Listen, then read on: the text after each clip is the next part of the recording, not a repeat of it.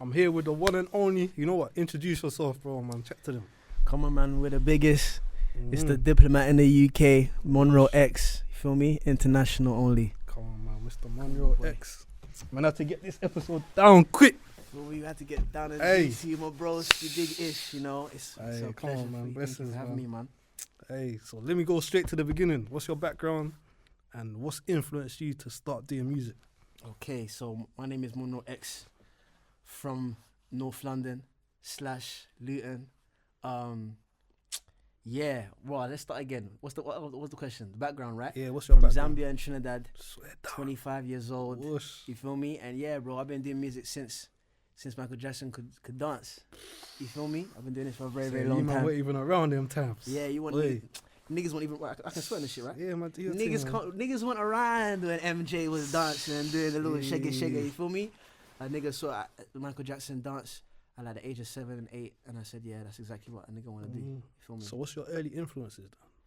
Then? Ooh, so What was playing in the house?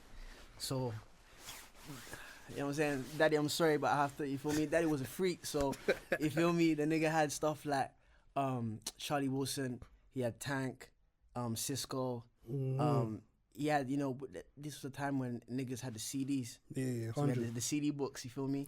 So we had like, we had a lot of albums in that CD book that was being played, but it was mainly Charlie Wilson in the house, Tank, Genuine, that very sensual kind of flavor.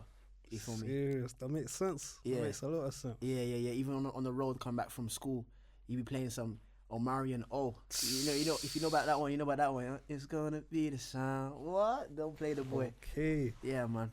Music's been very, very prominent in our house. So then, how did you first start getting into making music? Ooh, I'll say that's a very good question. I'll say, you know what? Shout out to my ex. Shout out to my ex, Paige Leah, man. You know what I'm saying? She actually was the one who got me fully into releasing music. Okay. Before, like, I was making music in the house at the age of like 9, but that would never come out. You feel me? Like, I've been making music since I was 9, but that would never come out. I didn't really have confidence in myself, and I was doing covers. You feel me? Like Rick Ross, Stay Scheming. Yeah. I really did covers. Like, Jeez, you niggas did the know cover about of that? What niggas? Hey, I niggas need to know hear that one. Facebook days. What? If you remember on Facebook days, niggas know I did covers of Stay Scheming. You know, I had one cover that went viral on Facebook. That was that Chris Brown "Don't Judge Me" shit with my little brother. Hey, we had some little moments. Saying early days you was cooking, so it's been going on. Yeah, it's been going on for real. So the first record was called Pina Colada. You feel me? As Big you know, rhythm, that you one. know. That's an anthem. It's an anthem for real, and then So yeah. you can't find that, but it's an anthem. You get feel me? me? Yeah, I knows about that one. Undisclosed. And shout out to the boy Hailey as well. Shout out to Weston. Hey, that one Mhm. came. That one came a little bit after, innit? The remix. Yes, Oh, yes. okay. Came right after. Yes. So- But let's get back into it. Sorry, man. Calypso. That was straight after Pina, or a couple years after, innit? A year after. Yes. The it was a year project or the after. single. Yes. So, you know, as you know, we dropped Pina Colada. But then obviously when we start seeing college fuck with it, you know what I'm saying, them times, that's when I said, alright, cool, I'm gonna put up a project, some pieces together. And a nigga was going through some shit, you know what I mean? My girlfriend, you know what I'm saying?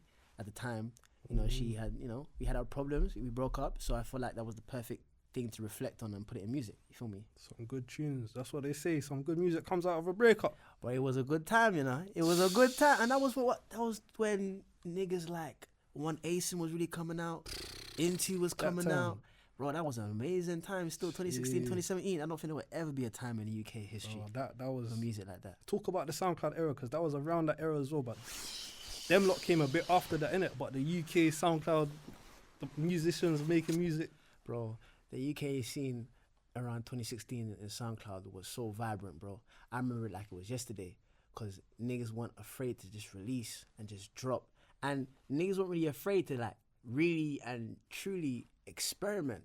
I feel like niggas started getting more comfortable with the popularity kind of music now. But back in the day, because there was no actual incentive, you know what I'm saying? Because the scene, if you really think about it, the scene's kind of early. It's still a baby. You feel Them me? times there, that's people that are doing it straight for the love, innit? Straight for the love, bro. So it's a whole different agenda. Niggas were just making some raw music. You There feel weren't me? no stream money. There weren't no. Do you get it? Yeah, there weren't no incentive. There weren't no, I'm gonna do this so I can get You know what I'm saying? That Western deal at kind of kicked that Spotify. off with the deals and the global crazy. Yeah, you You know get what? that? Shout out to Western because I don't think they get their flowers enough. Yeah, You feel man. me? Because they're probably the first group, urban group in the UK to Around even, that time, obviously, yeah, N-Dubs around and that that were time. Yeah, throwing it, but yeah, man. because we had Harlem Spartans, we had Yeah. a couple other groups, but they were doing After, yeah, literally. they were doing the international thing, and that's another side that I wanted to really tap into when I started listening to Western. You know, I wanted to tap into that international side because they really showed niggas that you can really branch out. You feel me? You can still have the British accent and still get, you feel me, recognized Do your outside. thing around the So, world. Yeah, man. Yeah, man. So what? After that time, you went on and dropped quite a few more projects, innit? Yeah. So, oh, bro, it's mad. So, I dropped Calypso, which was a year after Pina Colada came out, with features like Western, Gecko, couple records with NSG. Never came out, but the records were there, and after that, Disturbing London got involved. Okay. So Disturbing London got involved, but at the same time, they had another artist that I ain't really cool with. You know what I'm saying? They had another artist. Fuck that nigga, man. They wanted to sign him over me. In fact, they did sign a nigga over me. You feel Okay. me? But yeah, man, little red wine. What's that? The fine wine. You feel me? They signed that nigga. So obviously that was a point in time. But I was young back then, man. I was very, very young. I was just trying to impress. Not really focusing on myself, but it was still a moment in time. You feel me? It was a good moment in time, man. That was the year of hunger. Yeah, You man. feel me? And then afterwards, when that period stopped, which lasted for like around a year, that's when I went to university. Okay. You feel me? Went to Birmingham City University. Serious. What was that like? The change of scenery. Yeah, it was a mad change because obviously, as you know me from college, I was very, very like focused on my music. But when I went to university, that really showed me that it can't just be music. There's You more, have to yeah. survive. You need to make money. You need to also, you know what I'm saying, pass. So with that being said, I wasn't very good at managing my time with different things, but my time went into more things than others. Yeah. And music was the one of the Just got things that pushed back a bit. got Yeah. pushed back. It got sacrificed for the sake of making money. You feel me? Mhm. I was really outside, and that's how we got a Facts. studio. You feel Yeah, me? man. So yeah, man, it was a very, very mad transition, but it was the most stable transition musically because after I got my studio, I never left, and the trap ended up being from outside to inside. So people had to come to me. Studio trapping. You feel me? You get it. Plus, It's real life. if you could record, Yeah, you can man. come grab your loud and you can come record. Niggas know, man. You Real feel me? life. No place like home. You feel me? So yeah, Serious. university. You have to shout out that time. That was a very good time. You feel me? Mhm. That's where I made Skin Out. So That's where it started. yeah, I made Skin Out in Birmingham. Yeah. So in uni, had you dropped? There was a Calypso 2, a Yeah, Calypso nah. 3. So I didn't drop any of those. I had made those Yeah. and I had started promoting, but I never dropped because Okay. of street shit happened. You feel Yeah. me? Young time, and it was that time when niggas were really trying to just make things balanced with the music and making money. But when you're making money in those kind of Environments, illegitimate ways. environments, Yep. a lot of problems can arise that you don't 100%. expect to Yeah, happen. man. You feel me? So music really did take a toll. Well, not a toll, sorry. It really took a hold. It took a toll on the music. Yes, it took a toll on the music. So music was on hold. But yeah, man. So how did you getting back into music and just leaving that stuff behind, per se? So, see, women, as you're gonna notice along this story that I love women. So I had another That's only female. right, Yeah, man. you feel me? You She ain't know gets how I the go, my problem. boy. You ain't know how I go, man. You know what I'm saying? That's what it is. Niggas know, Rated X, Yeah, we man. love women. Feel me? So I had a shorty at the time, and she was very adamant on me joining TikTok. This is just before Yeah. COVID. Okay. So she's very adamant on me posting on TikTok because, as you know, I know a lot of people know me, but for some reason, like, the music just weren't connecting the way it should be. So she always told me if you jumped on TikTok, you would go crazy. Reach more people. But niggas were 19. Niggas weren't trying to look moist. We weren't trying to look tender. Like, why is he on TikTok doing the dances? This was still when TikTok was fairly early. Yeah, I and remember niggas that's knew early niggas. doors. You feel me? That's So early doors. niggas weren't trying to even look a certain way. But then when I've been doing this recording music for the last 3 years and nothing's really happening, I gotta make a change. You feel me? Facts. And I wasn't really trying to sell weed no more. I wasn't trying to do that shit. Like that wasn't me. Like I was good at it, but that's not me. Like, that was other people that really put their time and effort and let the whole world know this is me. There's that wasn't me. life, innit? You feel me? Yeah. So after that, I just decided that I'm gonna drop out and sacrifice my pride and move back or move with my mom, move to my mom's for a year. And I basically told my mom that I just need a year. If I don't make it, if I don't make music work within the year, I'll get another job. You feel me? So then that's when I dropped out. And then when I dropped out is when I started taking TikTok extra serious. No, you've me? been doing your thing on TikTok still. I Even appreciate me, I see it a it. lot. Me? One of the people that knows how to make it work still. You feel me? Small. We're still learning. So what? I knew you used to work with the engineers, Six Figures a lot. And you know me, I like the engineering side. So how did that relationship come about? Was Shout that out before? to Six Figure as well. You feel me? It was a time in life when I was engineering for niggas.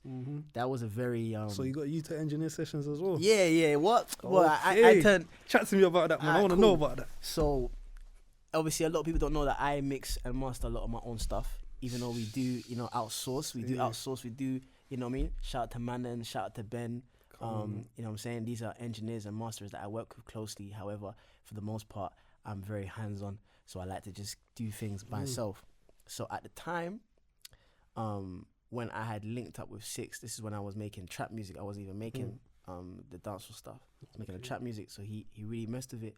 He hit me up for a session and he noticed that I could engineer, but it was more of a street nigga engineer. It wasn't really the learning the way they knew how to engineer, but you can see the talent. If it works, it works. You get me? If it works, bro. If it sounds good, it sounds good. Like niggas don't want to do extra maths when it comes to listening to good music. It sounds good, or it don't sound good. So obviously, he really put me into a lot of sessions to record niggas, and that was a very good time for me to learn how to just work with other people as much as myself. Because I engineered myself, so I had a way of how I wanted myself to sound. But when you work with other niggas, they have their way of how they want to sound and how they want to do things, and it just that position really helped me, even when it comes to just production, because then you start to have an ear for what people generally like, even though everyone's different. They do have a similar kind of palette when it comes to good music, and that can help you, making your own shit. So that was a very good time, I was at Six Figure for like a good year or two, feel me? And then niggas bounced. That's and big things. Let's say taking sessions. Yeah, taking sessions. Some serious clientele as well. Yeah. Shout out to Six. He really put a nigga on the pedestal when it came to this music production. Different shit. angles of engineering as well. I guess you learn more. Yes, learning under pressure as well. Sessions. Running sessions sometimes it can be crazy, innit? Bro, I'll be real. That's when I really learned about pressure. You feel me? I really learned about pressure because obviously, like I said, I was a street nigga. I didn't really know how to really engineer like a corporate nigga. So when niggas giving me drops or giving me certain keywords, I don't know what the fuck niggas talking about, but we'll make it work. You feel me? Yeah, man. But yeah, man, never again. I don't think I'll ever engineer for another. No, your thing is the creation. We artists. We artists. Man, I hear it still. You feel me? So that's interesting. So you was engineering your own stuff, recording your own stuff? Yes, from the very beginning, man. I had a friend. I still have a friend. He's still my homie right now. Shout out to my broski Zeus. He was one of the first few people in the UK to engineer me, apart from Fumes. Fumes was actually my first engineer. Shout out to Fumes, the engineer. They say when he was in his old booth in Acton. When he was in his old booth in Acton, yeah. See, that's a niggas throwback. know. That's a my throwback. Days. So shout out to Fumes, shout out to Chris. You feel me? From that studio there was very monumental. For me, very, very monumental to the career. When my guys took me there, them times there, I wasn't even considering engineering or nothing, but swear it was just nice to be there, bro. Them man, what? That was a spot. They And they looked after the niggas. Yeah, bro. That was a spot. Yeah, go on. Yeah, bro. That was a spot and a half. So when it came to Fumes, that was my first engineer. But he was one of the first experiences that I learned that this music shit is expensive, because niggas was paying like 60 for like 3 hours, I think, back in the day. Okay. But 60 was a lot of money when you're 15, 16, and you ain't really doing that kind of stuff. So that's when it made me start to decide that, yeah, I'm just gonna save up for the studio. Don't care how long it takes me or how many years it takes me. I need to have a studio. That way I don't have to keep coming to a man's crib or a man's studio and I'm rushing myself trying to record 3 or 4 songs. Oh, cause I'm a serial recorder. I don't like to record one song. Yeah, we like to go keep going. And then when niggas are telling you, oh, you gotta go home, niggas like, okay, let me just do this one more take though. You feel me? So you feel me? Hey, yeah, niggas got tired of my blood clot. So you feel me? Niggas had to leave, bro, and just get our own little setup. So yeah, man. You feel me? When it comes to your music and creating sounds, if I ask you to name 10 influences, like who would you say that's influenced you over the years? Any genre, cool. Any. This is gonna sound mad Diddy, so you feel me? No Diddy. No Diddy. But if you feel me, no Diddy, man. But if Popcorn, Chris Brown, and Tory Lanez had a baby, no Diddy. It would be you. It'd be me. You feel me? I feel like my influences from music and just living in the ends, being a London boy, bro. Like, you understand, like there's a certain way you carry yourself that you don't wanna. You feel me? So I feel like all of those really, built what Monroe X is today. You feel me? I've got the side of me that's very, very loving, which is the Chris Brown kind of side. Then we got the grimy side. You know what I'm saying? The bad boy side. That's the Popcorn shit. And then we got the, you feel me? The Tory Lanez, like just cheeky with it, shock value. You feel me? So I feel like that explains my shit. I'm just a shock value, man. That's your big 3. Don't even need 10. You feel me? We don't even need. Oh yeah, because you said 10. No, see, bro, that 3 makes sense, don't it? You feel me? Makes sense. 3 is good. Yeah, my boy. Yeah, man. So what? How did America come about? I'm jumping the gun, but we're jumping right now, but it's good. It's good. Yeah, man. So cool. So now we're going back to the story when I told mom that I'm gonna drop out. Yeah. You feel me? 1 year. So within the first 3 months of me coming back, which was around January of 2023, which was last year, right? Okay. Yeah, because see, I'm skipping so much stories. Yeah, we kind of just jumped in, man. We're jumping in. We could do the timeline thing, but let's keep it natural. We got you feel me? Man. So we'll say fast forward, because this isn't my first time going to Brum. You feel me? I went uni. Then I had a little Ramon situation, and I went back again. Okay. Cool. So that's happened now. And then when I decided that, uni's just not for me, that's when I came back to the mom's crib. And then by January, I left in September, and then by January I went viral. So when I went viral, I didn't go viral in the UK. I went viral over there. Cause I posted the skin out video around 1 in the morning. Yes, I remember this. Yeah, like it was just, I don't know what happened. I don't know what made me do it, but I just decided, cool, it's the first day of the year or the first week of the year. I'm gonna drop skin out, and that was everyone January was 2023. Yeah, that was literally January 2023. Yeah, bro, it went viral. It was viral from January up to when it came out, which was what, June? Oh, it was 6 months. For me, nigga was just promoting for 6 months. I think I remember the day you dropped the first one. I was like, yeah, what the heck is this? Bro. Hey. And then, so the features, one of them, how they hit you up? I see that. It was so crazy. When that came out, that's when CJ hit me up. Okay. He hit me up on TikTok. He hit me up, and he started commenting on my shit. But in my brain, we're from the UK. I'm not going to think this nigga's going to respond. Yeah. But, you know, me, fuck it. Let me message the nigga and see what he's on. So I messaged the nigga. I say, yo, what we doing? And he aired me for the first. He seen it, but he didn't respond. So I'm like, all right, cool. I expected that to happen. But then the day later, he responded saying, yo, Killy, you're hard. Like, let's work. I'm like, cool. Gave me his number, and then we chopped up on the phone. That felt like a movie. That was like 2 or 3 in the morning. We chopped up, you know what I'm saying? And then afterwards, when I posted the video in the studio when I met Fanatics and I was recutting the record. So you worked with Fanatics live? Yes. Okay. So Fanatics, they found the record as well. Shout out to Fanatics, the family.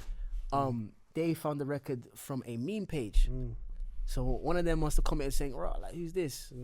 So now everyone's tagging my shit in. Now we've now linked up. And yeah, they're in love with the sound.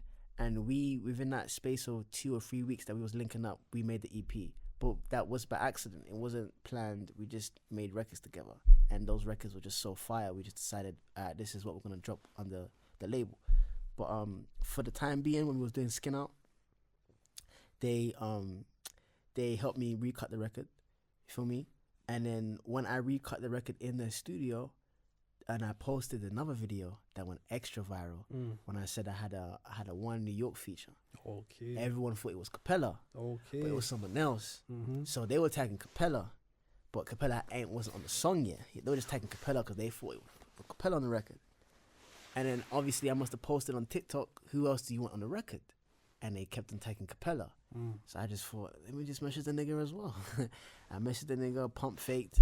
Yo, what we doing? That's my favorite line. Leave the mess. My fault. For me. And then yeah, he responded within an hour or two, and the rest is history, bro. Yeah, bro. I got those features for free. Same. Perfect and that's timing. what helped my deal. Perfect time. So what, you got Perfect signed after that?